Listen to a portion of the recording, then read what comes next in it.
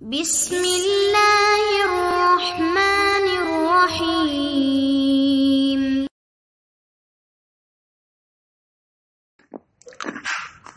الحمدللہ رب العالمین الرحمن الرحیم واشهد ان لا الہ الا اللہ وحدہ لا شریک لہ واشهد ان محمدا عبدہ ورسولہ. اما بعد، محترم حضرات، کل میں نے ذکر کیا تھا وہ چیزیں جن سے روزہ ٹوٹ جاتا ہے یا روزے کو توڑ دینے والی چیزیں. آج میں بعض وہ چیزیں ذکر کرنا چاہتا ہوں جن سے روزہ نہیں ٹوٹتا ہے اور جن کا کرنا روزے دار کے لیے مباح اور جائز ہے. ان میں سے ایک یہ ہے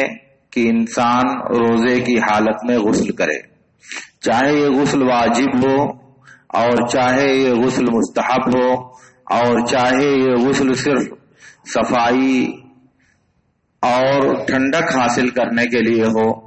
ہر طرح سے اس کے لیے غسل کرنا جائز ہے. ایک حدیث میں آتا ہے،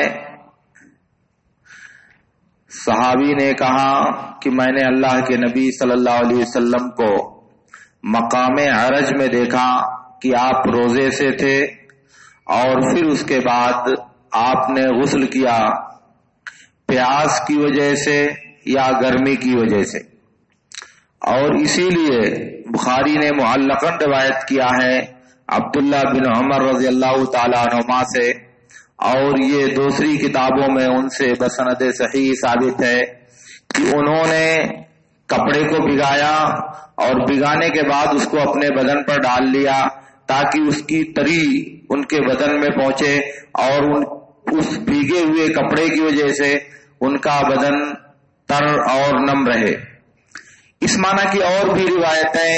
نبی صلی اللہ علیہ وسلم اور صحابہ سے ثابت ہیں جو اس بات کی دلیل ہیں کہ حالت روزہ میں غسل کرنے میں کوئی حرج نہیں ہے. اور اگر انسان ٹھنڈک حاصل کرنا چاہتا ہے، گرمی سے بچنا چاہتا ہے، یا یوں ہی انسان اپنے بدن کی صفائی کرنا چاہتا ہے،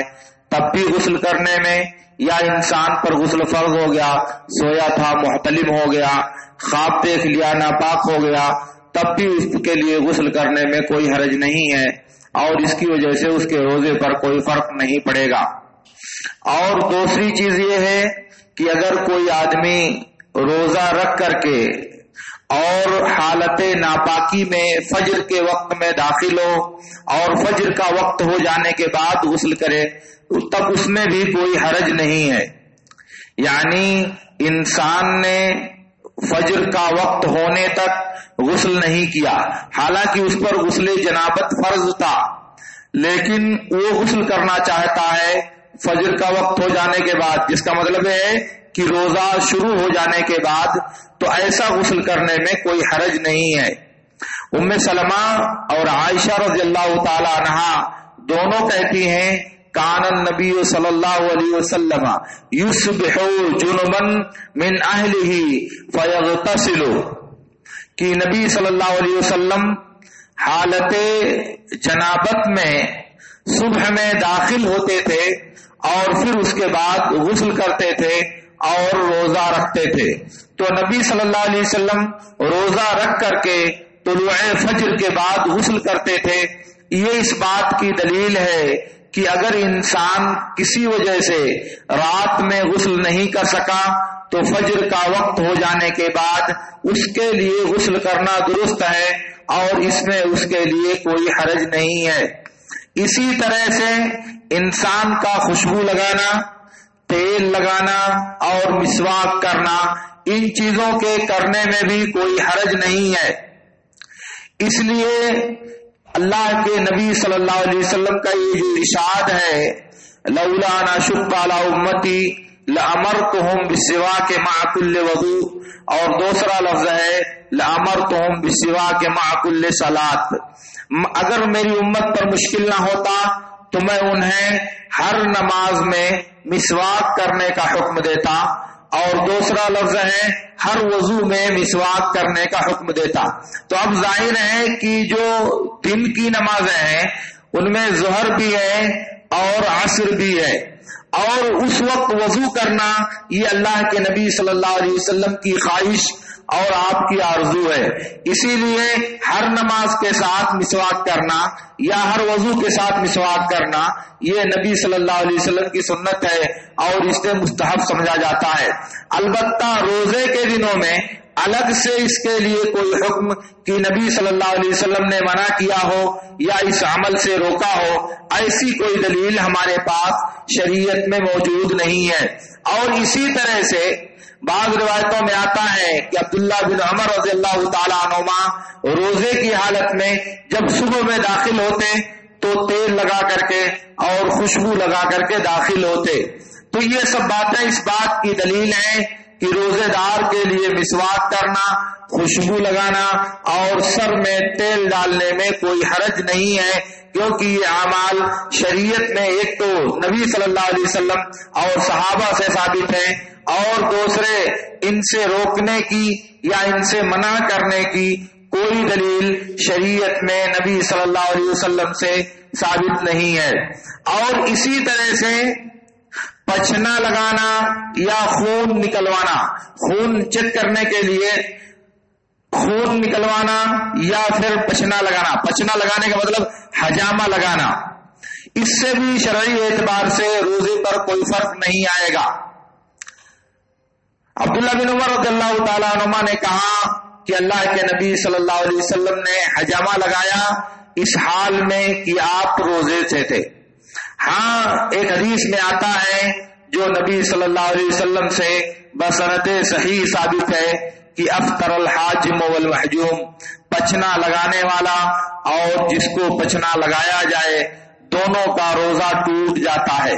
لیکن یہ حکم ابتدا میں تھا، بعد میں اللہ کے نبی صلی اللہ علیہ وسلم نے اس حکم کو منسوخ کر دیا. اس کے لیے دو دلیلیں ہیں. ایک دلیل تو ابو سعید خدری رضی اللہ تعالیٰ عنہ کی روایت ہے، انہوں نے کہا کہ ارخص النبی صلی اللہ علیہ وسلم للصائم بالحجامت،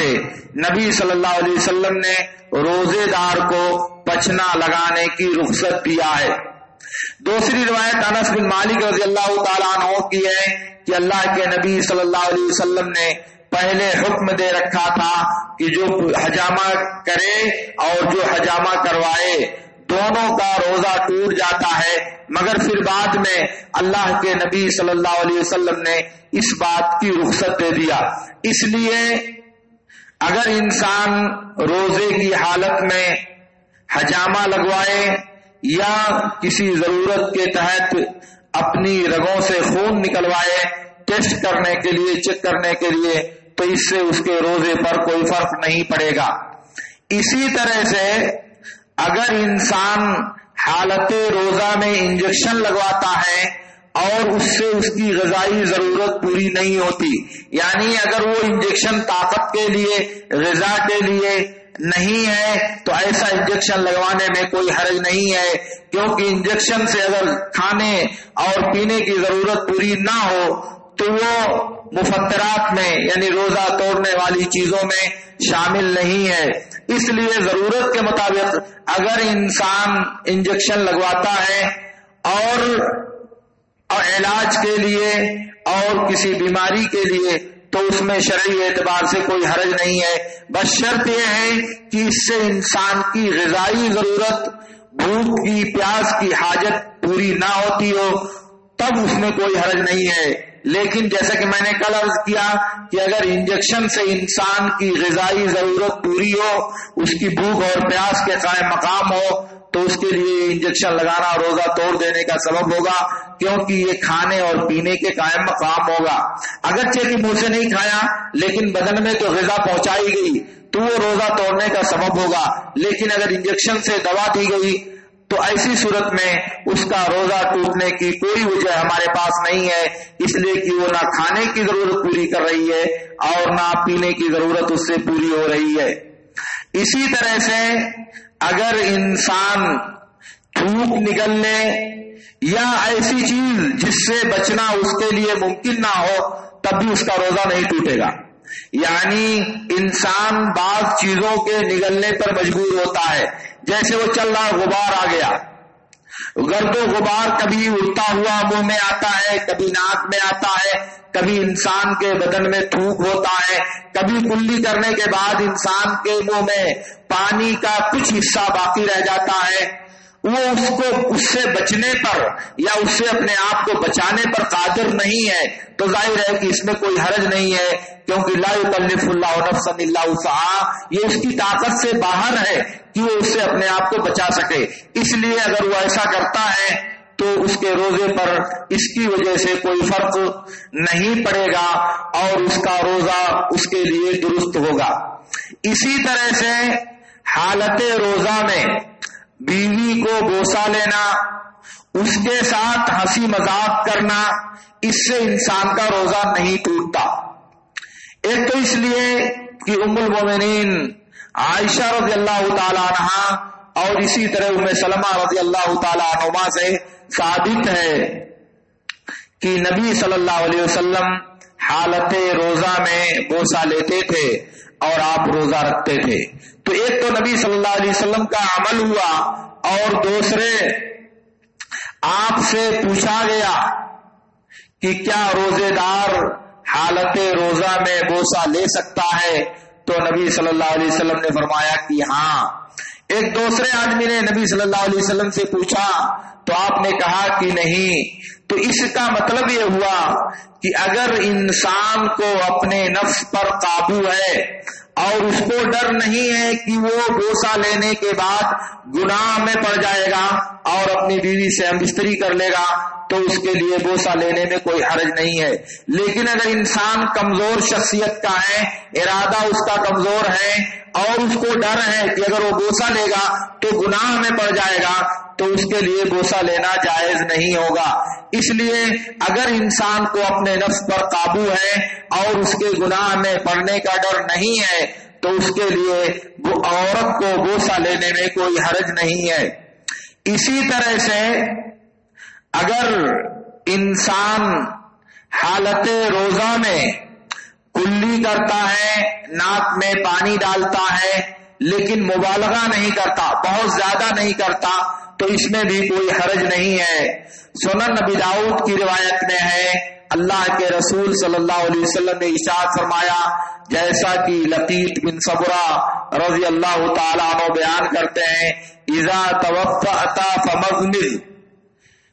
وبالغ فی الاستنشاق الا ان تکون صائما. کہا کہ جب تم وضو کرو تو کلی کرو اور ناک میں پانی چڑھاؤ کثرت کے ساتھ, مبالغہ کے ساتھ, الا کہ تم روزے سے ہو تو ایسی صورت میں ناک میں پانی چڑھانے میں مبالغہ نہ کرو. اس کا مطلب یہ ہے کہ حالت روزہ میں اگر آدمی زیادہ پانی چڑھائے گا تو ناک کے ذریعہ وہ پانی اس کے معدے میں جا سکتا ہے, اور چونکہ ناک معدے کا راستہ ہے اس لیے اس کے روزے پر اس سے فرق پڑے گا. اس لیے نبی صلی اللہ علیہ وسلم نے روزے کی حالت میں زیادہ یا مبالغہ کے ساتھ یا ایک حد سے آگے بڑھ کر ناک میں پانی چڑھانے سے منع کیا ہے. اس لیے حالت روزہ میں ناک میں دوا ڈالنا جائز نہیں ہے, کیونکہ ناک یہ معدے کا راستہ ہے, اور آپ دیکھتے ہیں کہ جب انسان بیمار ہو جاتا ہے, منہ سے کھانا نہیں کھا پاتا, تو ناک میں نلی ڈال کر غذا اس کے معدے میں پہنچائی جاتی ہے. اس لیے وضو کرنا یا بغیر وضو کے کلی کرنا یا ضرورت کے لیے ناک صاف کرنے کے لیے ناک میں پانی ڈالنا یہ جائز ہے. شرط یہ ہے کہ بہت زیادہ نہ کرے, یعنی زیادہ پانی چڑھانے کی کوشش نہ کرے. اسی طرح سے اگر انسان سرما لگاتا ہے یا ناک میں یا آنکھ میں دوا ڈالتا ہے تو اس میں کوئی حرج نہیں ہے. یعنی سرما لگانے میں اور ناک میں دوا ڈالنے میں کوئی حرج نہیں ہے. ناک نہیں, غلط کہہ رہا ہوں میں بار بار, آنکھ میں دوا ڈالنے میں کوئی حرج نہیں ہے. یعنی سرما آنکھ میں لگایا جاتا ہے تو اس کی تراوٹ کبھی کبھی حلق میں محسوس ہوتی ہے. اسی طرح کوئی ڈراپ آنکھ میں ڈالیں گے تو اس کی تراوٹ حلق میں محسوس ہوگی، لیکن اس سے روزے پر کوئی فرق نہیں پڑے گا. اس لیے کہ اللہ کے نبی صلی اللہ علیہ وسلم سے حالت روزہ میں سرما لگانا ثابت ہے. اللہ کے نبی صلی اللہ علیہ وسلم نے روزے کی حالت میں سرما لگایا، یہ حدیث کا لفظ ہے. دوسری بات یہ ہے کہ آنکھ میں سرما لگانے سے یا آنکھ میں کوئی چیز ڈالنے سے روزے کے ٹوٹ جانے کی کوئی دلیل ہمارے پاس نہیں ہے. اس لیے آنکھ میں انسان اگر سرما لگائے یا کوئی دوا ڈالے تو اس سے اس کے روزے پر کوئی فرق نہیں پڑے گا اور اس کا روزہ درست ہوگا. یہ وہ چیزیں ہیں جو رمضان کے دنوں میں روزے کی حالت میں روزے دار کے لیے کرنے میں کوئی حرج نہیں ہے. اور مسواک کی بات چونکہ میں نے پہلے ذکر کر دیا ہے، اس لیے اگر کوئی آدمی روزے کے دنوں میں برش کرتا ہے، پیسٹ کرتا ہے دانت صاف کرنے کے لیے، تو اس سے اس کے روزے پر کوئی فرق نہیں پڑے گا اور ایسا کرنا اس کے لیے جائز اور مباح ہے. تو یہ چند چیزیں ہیں جن کا کرنا روزے دار کے لیے جائز ہے، اس سے اس کے روزے پر کوئی فرق نہیں پڑے گا. اللہ رب العالمین سے میری دعا ہے کہ اللہ رب العالمین ہمیں ان باتوں کو سمجھنے اور ان پر عمل کرنے کی توفیق عطا فرمائے. وآخر دعوانا ان الحمد للہ رب العالمین. اقول لکم ما تسمعون واستغفر اللہ لی ولکم.